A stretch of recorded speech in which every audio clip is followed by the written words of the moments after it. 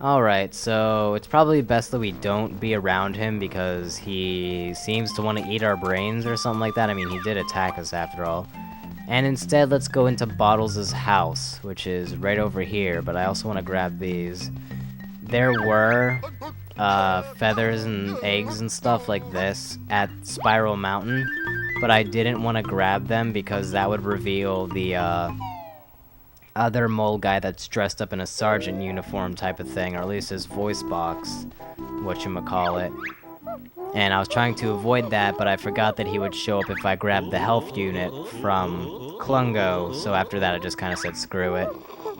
Apparently here we have Mrs. Bottles, who eternally has hair curlers within her hair. Also, this is actually going to be more like a 30-minute part. Oh my god, this is a really long one. If you seriously sat through this whole thing, holy crap. I mean, I could separate this into 2 parts, but I really want to get to the actual game ASAP. Okay, real quickly, I think we want to go this way. Yeah, here is one of Bottles' sons. This is Goggles. Kind of an interesting thing. All of the, moles are actually named after nicknames that Kazooie gave Bottles in the very first game. For instance, Goggles, and there are others on the way. Also, that kid has a Donkey Kong doll, a nice little reference to Donkey Kong 64, another game that Rare made. I believe this is the second to last game that Rare made on the Nintendo 64. I think Conker's Bad Fur Day was the last one. I really don't know the timeline of Rare. Here we have a poster for a character from Jet Force Gemini, I believe. I'm not entirely sure about that because I've never played that game, nor do I know a single thing about it. So just throwing that out there. I'm pretty sure that's Jet Force Gemini, though. That's... I don't know. This, I have absolutely no clue. I'm going to guess that it is also Jet Force Gemini. Oh god, kid. Just talking to me. Hi, Specky. It's another name that Kazooie gave Bottles. Okay, so they're gonna be playing in the kickball tournament, except they kind of can't because Bottles is dead. However, I don't think we should tell the kid about this.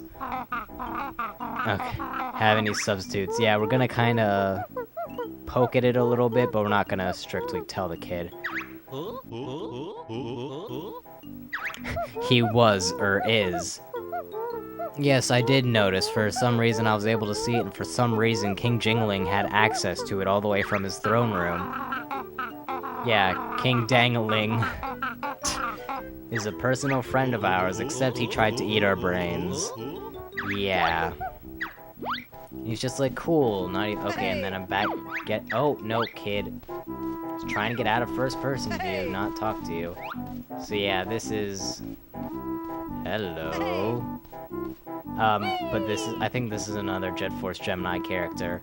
And by the way, this zoom function, by talking to that first kid, he gave us the Amaza Gaze goggles, and we can just go like, whoa, whoa, whoa, you know, like in the cartoons or something.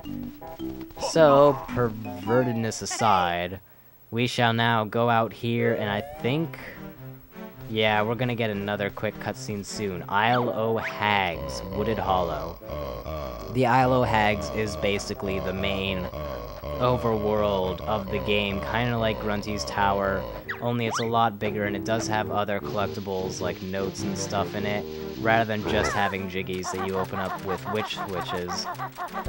For instance, right here is the very first world that we can open up, but first we have to go to the temple over there to open it up. There aren't puzzles hidden throughout the world again, they're just always in that building, and they open up once you get a certain amount of jigsaw pieces.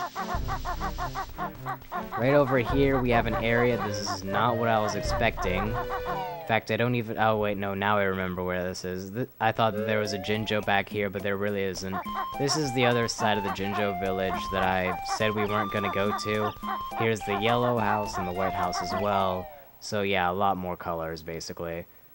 But I was thinking that there was a Jinjo back here down this pathway, but that's actually a different pathway that we'll see in a while.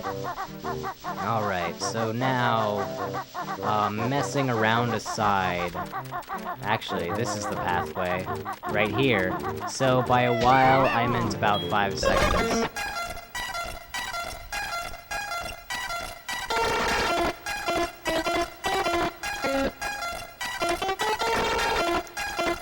Creepypasta? Is that you?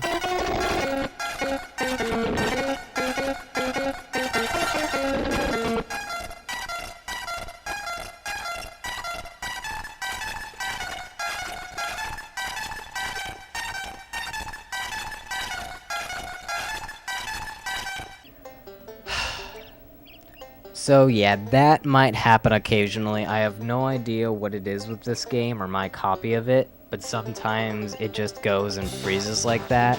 This is on the actual Nintendo 64, I mean, I'm playing it on the actual Nintendo 64. Okay, it remembers 13 minutes, and I don't remember if it counts cutscene time in that. Okay, well we're back here at the very least. The Jinjo Village.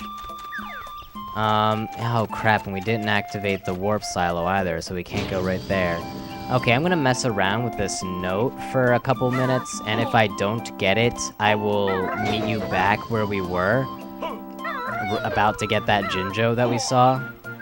And if I do get it, I will cut to that, me getting it, and then I will cut again to the Jinjo back there, so I will see you all in a short while. Alright, first off, let's activate this, so just in case that happens again, I can just warp there rather than have to walk through a whole bunch of other areas. Although it was only like 2, it still was annoying. Okay, let's kill that guy. We didn't get a glitch. Grab that Jinjo. There we go. 1 out of 8. Yep, there are now 8 pink Jinjos in the game. And basically, once we get all 8 of them, we will get a family heirloom, quote-unquote, which is basically just a Jiggy. They all have the same family heirloom, which is kind of weird. They're not even colored differently. It would have been kind of neat if the Jiggies that we got from these guys were colored based on their house color, but not such a thing. So this family has 8. They're families of different numbers, all the way from 1 to 9. We just happen to get the second largest one there. And the color of the Jinjos are randomized whenever you start a new game. So that Jinjo was pink for me. It could be blue for you. They're still in the same places though. They don't like change places, but they are different colors. He is a lowly disciple of Jiggy Wiggy. He opens the door because, you know, Jiggy Wiggy can't do that himself. Are we worthy?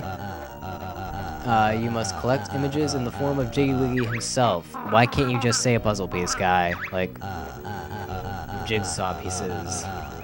Yeah, great. Yeah, it's not like we didn't spend an entire other games collecting 100 of them. Yes, we have collected enough Jiggy Wiggy, or Dingling, I mean Jingling. Oh my god, Jingling kinda just gave us one. Only food purchased at McJiggy's, that's hilarious.